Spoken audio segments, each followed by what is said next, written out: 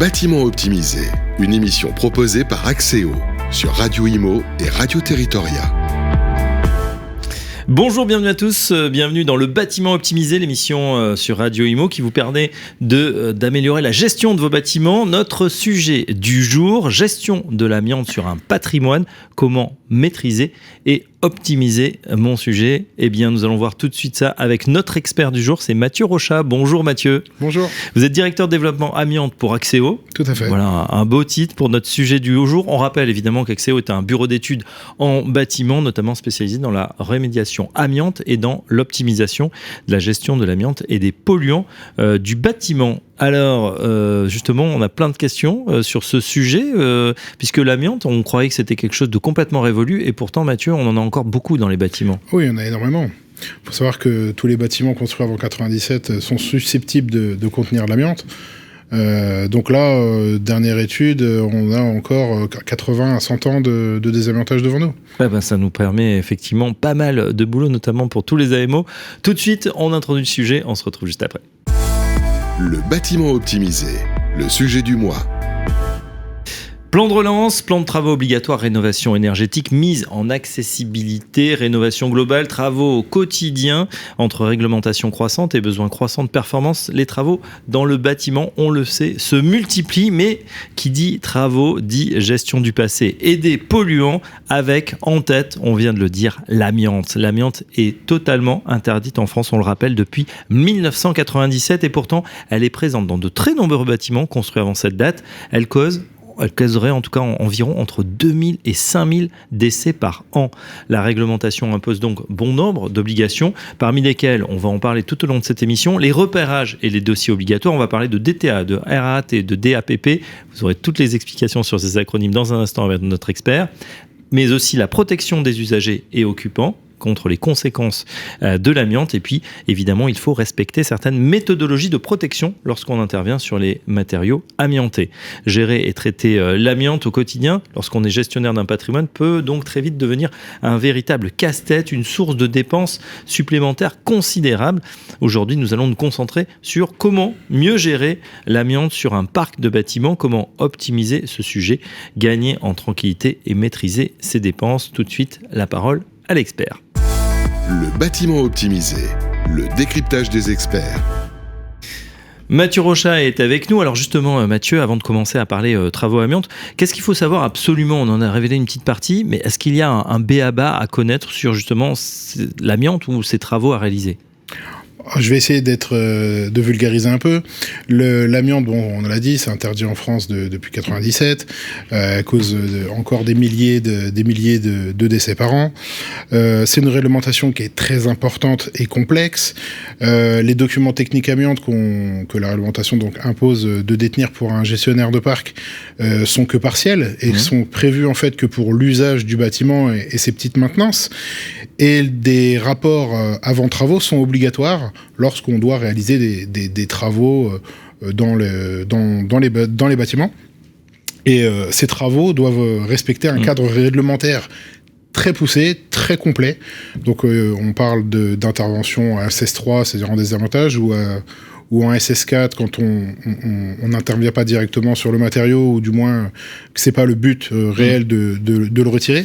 On précise, et je pense que chacun en a peut-être vu dans sa copropriété, ou s'il y a eu des travaux de désamiantage, c'est vrai qu'on voit des gens qui sont très très bien protégés, hein. C'est-à-dire qu'avant on se dit fait pas attention parce que c'est un matériau, comme vous l'avez dit, qui a été très largement utilisé. Aujourd'hui on s'en méfie parce qu'on sait qu'à long terme il peut y avoir des effets, et du coup il faut des éléments de protection spécifiques pour les gens qui désamiantent. C'est ça, des niveaux de protection. Donc il y a 3 niveaux de protection, donc de 1 à 3, le 3 étant le plus élevé, et on est souvent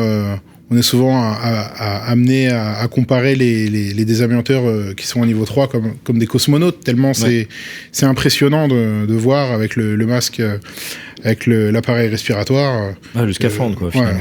Ouais, on n'en est pas encore là, mais effectivement, c'est impressionnant à voir. Et puis on a effectivement des travaux donc qui sont très divers, très variés, avec des points d'accessibilité pas toujours évidents. On parle aussi du gestionnaire ou du propriétaire, hein, c'est le but de cette émission. Attention, il y a une grosse responsabilité pour lui aussi que ces travaux se passent bien. Tout à fait. Lui, il est de toute façon en sa qualité de maître d'ouvrage, le propriétaire du bâtiment où le gestionnaire, il a une responsabilité pleine et entière de par les travaux dangereux qu'il est amené à mettre en œuvre. Bien sûr, donc la protection des personnels qui vont réaliser les travaux et puis s'assurer enfin qu'une fois que ça a été désamianté, c'est tout à fait correct et conforme à ce qu'il fallait faire. Alors justement, on a beaucoup de données sur cette amiante. Maintenant, on sait décortiquer effectivement les bâtiments. Est-ce qu'on sait aujourd'hui, est-ce qu'elles sont bien exploitées ces données ? Est-ce qu'on a fait une cartographie comme ça de l'amiante ? On sait quels sont les parcs qui sont touchés ou moins touchés ? Alors, oui, la réglementation a prévu qu'on ait une cartographie. Maintenant, dans la pratique, c'est un peu moins facile. On va dire que dans l'idéal, il faudrait qu'on ait une connaissance précise de où est l'amiante dans le parc, déjà pour mieux la gérer, qu'on ait des équipes formées en interne, alors je parle chez le gestionnaire, pas en bureau d'études, pour avoir une stratégie claire de maîtrise des polluants, parce qu'on parle d'amiante, mais aussi on peut parler de plomb ou d'autres polluants du bâtiment, comme des termites ou des mérules, il y a une multitude de polluants du bâtiment, le principal étant l'amiante. Et aussi, ça passe par des marchés de diagnostic, parce qu'en fait, l'amiante est repérée lors des diagnostics, ce qu'on parlait les DTA tout à l'heure. Avoir des marchés de diagnostic bien cadrés, bien encadrés, avec des conclusions claires et utilisables, surtout utilisables, en fait, ça va faciliter la mise à disposition de la donnée et l'utilisation de celle-ci. Ouais, pas toujours évident effectivement d'avoir ces diagnostics à jour, d'avoir une photographie en fait parfaite de son bâtiment. Aujourd'hui, cette idée de mieux gérer la donnée, c'est fondamental. Oh oui, c'est fondamental parce que ça permet de faire un état des lieux déjà sur ce qu'il y a et sur ce qui devrait être. Par exemple, un état des lieux réglementaire des diagnostics. Donc on devrait avoir tant de diagnostics sur notre parc, savoir est-ce qu'on a exactement toute l'entièreté de ce que nous exige la réglementation. Ensuite, il y a l'état des lieux techniques, grâce aux conclusions des rapports. Est-ce qu'on a bien mis en œuvre les actions correctives, les actions de correction de niveau 1, niveau 2 que nous imposent les diagnostics. C'est bien beau d'avoir les diagnostics, mais faut-il encore les suivre et avoir les plans d'action qui vont derrière. Donc tout ça, c'est l'évaluation des risques sanitaires, juridiques ou budgétaires qui vont en fait avec ces diagnostics. Et l'idéal pour ça, c'est d'avoir un outil de gestion de la donnée, comme un progiciel par exemple de données amiantes, par exemple l'outil Pandora que Axéo met à disposition à chaque fois qu'on fait un diagnostic.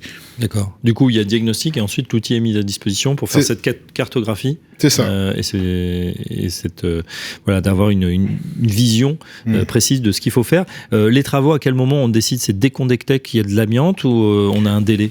Alors en fait, il y a deux types de choses. Il y a les travaux qu'on a anticipés, c'est-à-dire on veut faire des travaux et dans ces cas-là, on fait une recherche d'amiante pour voir s'il y a de l'amiante sur les matériaux qui seront concernés par les travaux. Et après, il y a les travaux qui sont occasionnés par les diagnostics qu'on a fait, par exemple les actions correctives à mettre en place. Et là, dans ce cas-là, ça pourrait passer par le retrait de ces matériaux si on voit qu'il y a un matériau qui est émissif, qui est dangereux et qui pose problème dans l'immédiat. Mais par exemple, Mathieu Rochat, on sait qu'en ce moment, il y a beaucoup de sujets sur la rénovation. Donc du coup, on est en train de recartographier les bâtiments, de faire beaucoup plus de diagnostics. Il peut arriver qu'on tombe justement sur un diagnostic amiante qui est pas positif ou qui est retravaillé. Bien sûr. Vu que je l'ai dit tout à l'heure que le DTA, donc qui est prévu pour l'usage du bâtiment, il n'a pas prévu d'aller chercher l'amiante sur des façades, par exemple, tant qu'on n'a pas touché à la façade. Et le jour où on prévoit une grosse rénovation de la façade de l'immeuble, on va aller chercher la présence d'amiante. Et c'est là où on découvre et qu'on n'a pas forcément mis en place le budget qui va avec, et que ça cause énormément de problèmes.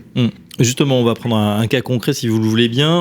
On met dans la peau d'un gestionnaire qui fait appel à vous, qui se dit moi j'ai fait mon DTA, je vois qu'il y a de l'amende. Comment ça se passe à ce moment-là? Quel est le retour d'expérience qu'on peut avoir? Comment vous allez agir? Est-ce qu'il y a un plan qui est mis en place sur plusieurs mois, sur plusieurs années? Alors en fait, pour un gestionnaire, il s'agirait de définir précisément et d'encadrer déjà les repérages. Donc ça, c'est sûr, il faut lui qu'il ait une stratégie de repérage. Comme je l'ai dit tout à l'heure, il faut que son parc il soit à jour en termes de diag, qu'il ait une stratégie de repérage, c'est-à-dire qu'il fait des travaux et ça soit processé en fait. Il faut qu'il ait une stratégie de repérage. J'ai tant de travaux, donc je sais que je vais faire ça comme repérage directement derrière, que ça coule, que ça découle. Et pour ça, il faut former ses équipes. Donc la stratégie, déjà, ça passe en interne, sans parler de l'externe, du bon diagnostiqueur ou du bon BE qui va l'aider. En interne, ça passe par une bonne organisation, une bonne formation des équipes. Savoir que c'est un risque, que c'est un danger, qu'il faut l'anticiper. Donc ça, déjà, il faut que lui, il ait cette organisation en interne. Vous parlez de formation, est-ce que ça veut dire que vous avez le sentiment, vous qui voyez beaucoup de gestionnaires qui s'adressent à vous, que les équipes sont suffisamment formées ou insuffisamment formées sur le sujet ? Ce qu'on remarque, c'est que les équipes sont insuffisamment formées. C'est pour ça qu'aujourd'hui, on propose dans les premières choses, de former les équipes pour qu'on puisse parler le même langage.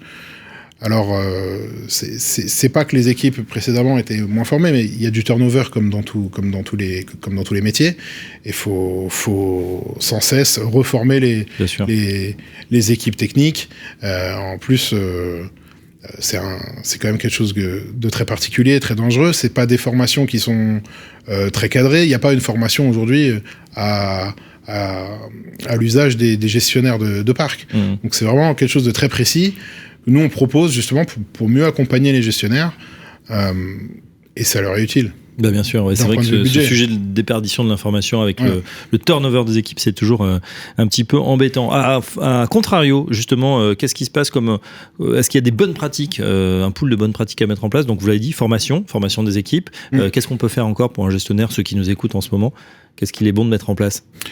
Déjà, il faut mettre en place aussi une cartographie amiante à l'échelle de son parc. Donc ça, on fait appel à vous aussi, Axéo ou d'autres bureaux d'études pour le faire, ou qui c'est qui le fait en fait, cette cartographie? Oui, alors aujourd'hui il y a des gestionnaires qui font appel à de l'interne, c'est-à-dire qu'ils recrutent des personnes qui vont piloter ces diagnostics, qui vont parfois même passer des contrats avec des progiciels, qui sont en recherche de progiciels. On le voit beaucoup en ce moment. Sans citer de nom, bien sûr, il y a beaucoup de bailleurs sociaux, notamment, qui sont dans la recherche de progiciels pour mieux gérer la donnée. Donc ça veut dire que c'est quelque chose qui est quand même ancré maintenant chez eux. C'est plus une découverte, quand même. On est en 2022. Ça serait très dommage que ça soit encore comme ça.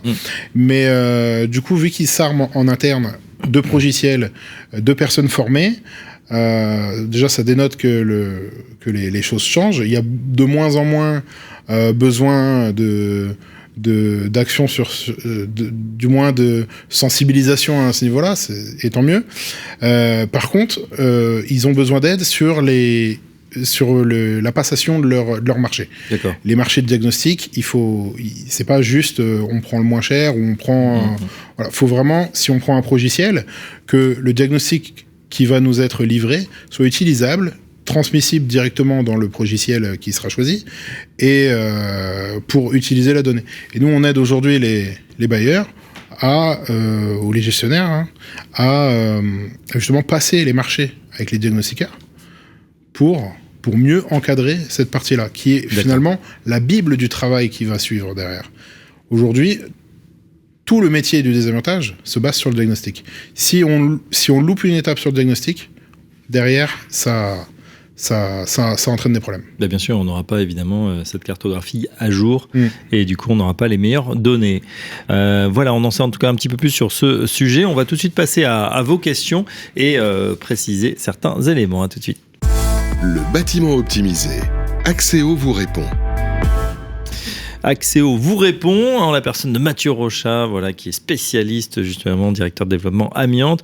Mathieu, on a une première question. Je cherche, justement, un AMO pour m'accompagner. Comment les comparer? Sur quoi être vigilant? Bon, vous allez dire, bien sûr, faut nous choisir, on est les meilleurs. Alors, on va tout de suite reciter les choses de bon sens, hein, ne pas demander des références, ne pas hésiter à contrôler, poser des questions sur le quotidien, juger des performances, demander éventuellement des supports, des rapports de mission, pourquoi pas, évaluation des rendus. Je voulais que vous nous parliez, est-ce qu'il y a justement des certifications ou des choses comme ça, des points de réglementation à contrôler, par exemple vous, Axéo, par rapport à un autre qui aurait aussi pignon sur rue mais qui n'aurait pas les mêmes qualifications? Vous parlez de certification et aujourd'hui il y a l'OPQIBI 0902 qui est pour le traitement de l'amiante, donc qui est ou équivalent, parce qu'il n'y a pas que cette certification-là, qui garantit que les entreprises connaissent ces problématiques et soient en compétences suffisantes pour répondre aux exigences réglementaires sur le sujet. Bien sûr. Et après, il faut s'assurer aussi de l'indépendance et de l'impartialité du bureau d'études choisi. Pourquoi? Parce qu'il peut y avoir des...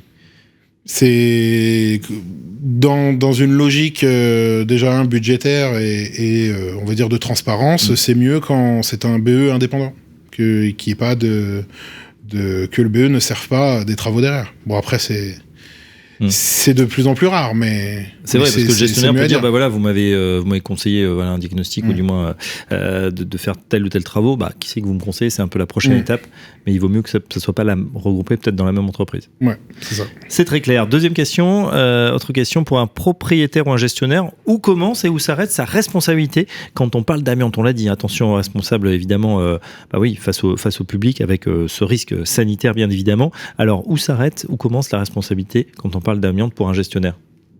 Alors, le propriétaire est responsable de A à Z.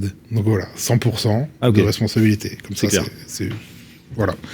Après élimination des déchets, sa responsabilité est considérablement réduite, pardon. Et lorsque toute sa gestion documentaire du suivi de l'amiante dans le bâtiment est tenue à jour. D'accord. Du coup, attention, responsable 100%, il vaut mieux s'en occuper. Écoutez, pas d'autres questions, Mathieu, sur le chat.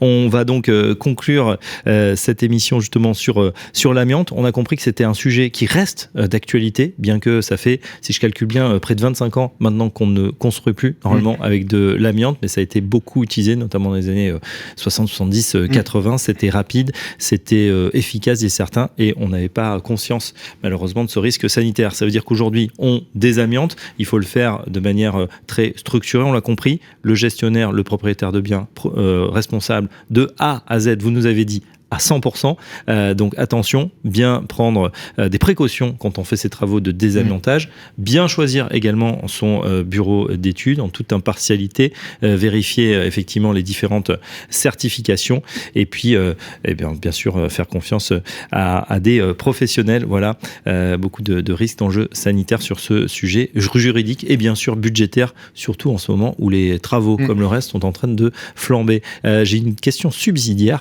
pour vous, Mathieu Rochat. C'est quand on enlève l'amiante, on remplace avec quoi finalement? Aujourd'hui, il y a beaucoup... En fait, l'amiante a tellement été utilisée dans tous les matériaux qu'il y a une infinité de substituts. Après, on l'utilisait surtout pour ses caractéristiques. C'est imputrescible, inflammable. Aujourd'hui, il n'y a pas d'équivalent. On peut pas dire ce matériau remplace l'amiante. On va dire que par tranche de matériaux, on va avoir des substituts. Mais l'amiante était utilisée partout. Ouais, voilà, c'était la formule magique. Vraiment partout. À part ce gros risque, on rappelle les chiffres assez accablants, 2000 à 5000 morts par an dus à l'amiante. En tout cas, c'était un grand merci, Mathieu Rochat, directeur du développement amiante pour Axéo, de vous avoir sur ce plateau. On en sait un peu plus sur le sujet. On se retrouve très prochainement pour un nouveau numéro du Bâtiment Optimisé. Le Bâtiment Optimisé, une émission proposée par Axéo, à retrouver sur les sites et applis de Radio Imo et Radio Territoria et sur toutes les plateformes de streaming.